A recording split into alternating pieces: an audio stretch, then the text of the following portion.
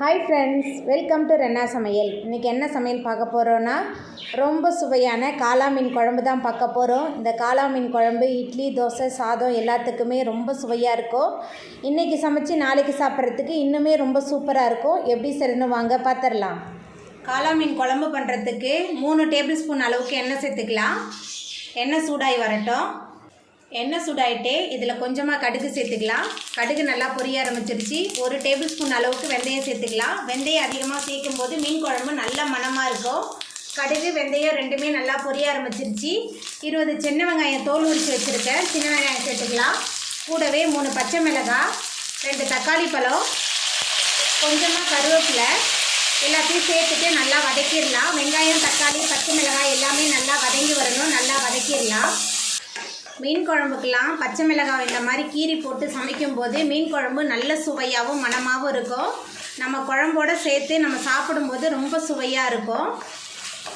சின்ன வெங்காயம், தக்காளிலாம் நல்லா வதங்கி வந்துடுச்சு. இப்போ இதில் மசாலா தூள் சேர்த்துக்கலாம். குழம்பு மிளகாய் தூள் 5 டேபிள் ஸ்பூன் சேர்க்குறேன். மஞ்சத்தூள் கொஞ்சமாக சேர்த்துக்கலாம். அதுக்கப்புறமா சின்ன லெமன் சைஸ் புளியை தண்ணியில் ஊற வச்சு கரைச்சி வச்சுருக்கேன். புளி தண்ணி சேர்த்துக்கலாம். கூடவே குழம்புக்கு தேவையான அளவுக்கு தண்ணி சேர்த்துக்கலாம். அதுக்கப்புறமா குழம்புக்கு தேவையான அளவுக்கு உப்பு சேர்த்துக்கலாம். சேர்த்துட்டு எல்லாத்தையும் நல்லா கலந்து விட்டுடலாம். தண்ணி, புளி தண்ணிலாம் சேர்த்துட்டு நல்லா கலந்து விட்டாச்சு. இப்போ இதில் 2 காளா மீன் சேர்த்துக்கலாம். இந்த மாதிரி முதல்ல மீன் சேர்க்கும் போது குழம்பு நல்லா சுவையாகவும் மணமாகவும் இருக்கும். நல்லா கொதித்த பிறகு மற்ற மீன்லாம் சேர்த்துக்கலாம். இப்போ 2 மீன் மட்டும்தான் சேர்த்துருக்கேன். மீன் சேர்த்து நல்லா குழம்பு கொதிக்க ஆரம்பிச்சிருச்சு. இப்போ அந்த 2 காளா மீனையும் நல்லா உடச்சி விட்டுறலாம். இந்த மாதிரி நம்ம உடச்சி விட்டு சமைக்கும்போது காளா மீன் குழம்பு நல்ல மணமாகவும் சுவையாகவும் இருக்கும். ஒரே மாதிரி செய்யாமல் இந்த மாதிரி வித்தியாசமாக செஞ்சு பாருங்கள். நல்ல சுவையாக இருக்கும் இந்த மீன் குழம்பு.